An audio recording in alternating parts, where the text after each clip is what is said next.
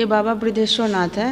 और ये त्रेता युग में ही इनकी स्थापना हुई। त्रेता युग में ही मतलब इसका स्थापना हुआ था। हाँ, मुनि वशिष्ठ जब यहाँ आए थे, जो वशिष्ठ राम के गुरु थे, उनके राज पुरोहित भी थे, राजगुरु थे वो राम भगवान राम के।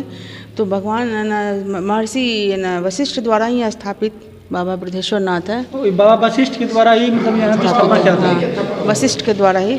तो वशिष्ठेश्वर महादेव भी इनको कहते हैं।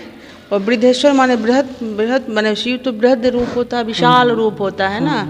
तो अपने लोगों को दिखता है कि इतना ये लिंग है, लेकिन इस लिंग का तो ना कोई और है ना कोई छोर है। ये तो साक्षात ब्रह्मा और विष्णु के माध्यम से हम लोगों को ये बात मालूम हुई थी, जब कभी है ना सतयुग से इंसान सब चारों तरफ जल ही जल था। तब एक बार ब्रह्मा और विष्णु के बीच में प्रतिस्पर्धा हुई। उन्होंने कहा कि हम बड़े, उन्होंने कहा कि हम बड़े। विष्णु भगवान कहे कि हम प्रथम पूज्य हैं। ब्रह्मा जी बोले हम प्रथम पूज्य, हम बड़े हैं, हमारे द्वारा आपकी उत्पत्ति हुई है। क्योंकि देखिए 4 युग होता है और हर युग के बाद हर युग 4 युग के बाद फिर बदलता है, फिर सृष्टि जलमग्न होती है, विलीन होती है, एक मनवंतर आता है। तो वैसे अपने सनातन धर्म में ये पद्धति है, इस हिसाब से होता है। तो हजारों बार चतुर्युग आ चुका है, हजारों बार आ चुका है। तब इन दोनों में वाद विवाद चल ही रहा था। तभी बीच में से एक अग्नि स्तंभ जैसा एक लिंग प्रकट हुआ, खूब लंबा सा। तो उन्होंने कहा कि न तुम श्रेष्ठ हो, न तुम श्रेष्ठ हो, न तुम महान हो, न तुम बड़े हो, तुम सबका पिता मैं हूँ।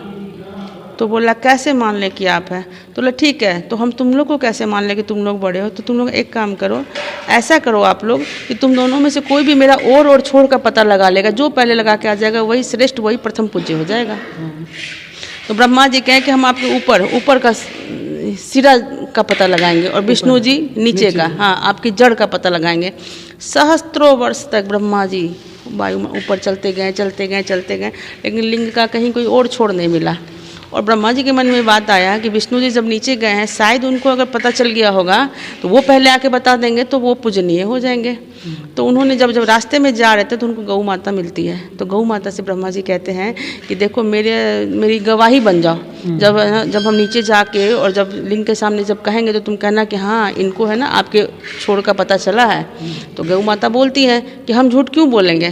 तो बोला हम तुमको ये वरदान देते हैं कि हर घर की पहली रोटी तुम्हारे हिस्से की होगी। तो एक रोटी के लालच में गौ माता झूठ बोलती है। फिर आगे चलते हैं तो केतकी मिलती है। केतकी का पुष्प बहुत ज़्यादा सुगंधित होता है, हद से ज़्यादा सुगंधित होता है। केतकी जिसको केवड़ा कहते हैं। अभी के समय जो केवड़ा का एसेंस होता है ना, वो दरअसल केतकी का फूल है, जो स्वर्ग का ही फूल है। तो केतकी से कहते हैं कि तुमसे जब पूछे तो तुम भी कहना कि हाँ ब्रह्मा जी को है ना ऊपर का छोड़ पता चला। तो केतकी बोली कि हम ऐसा क्यों बताएं? मतलब तुमको मैं आजीवन यौवन होने का ही, सुगंधित रहने का ही वरदान देता हूँ। तो केतकी भी इस चीज़ को कहती कि ठीक है।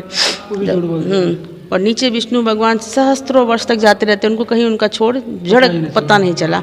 जब दोनों ऊपर आते हैं तो फिर पूछते हैं, ये जो लिंग रूप में जो प्रकट हुए थे, तो जो शिवरात्रि जो हम लोग मनाते हैं ना, जो साल में जो का शिवरात्रि थी, उस दिन शिव और पार्वती का विवाह नहीं हुआ था। उस दिन पहली बार लिंग प्रकट हुआ था, लोगों के बीच में समक्ष लिंग का प्रकट हुआ था उस दिन। लेकिन यहाँ पे बहुत सारा गांव देहात में देख जानते हैं कि मतलब बोलते हैं कि शिवरात्रि में भोला और पार्वती का शादी हुआ था, इसी वजह से वहाँ पे ज्यादा पूजा के दिन नहीं हुआ था। शादी तो अष्टमी को हुई थी। वो महीना मुझे अभी याद नहीं, शायद अश्वनी मास था क्या था, अष्टमी तिथि को हुई थी शिव और गौरा के पार्वती की शादी। लेकिन उस दिन लिंग प्रकट हुए थे, शिवरात्रि के दिन, हाँ प्रकट हुए थे।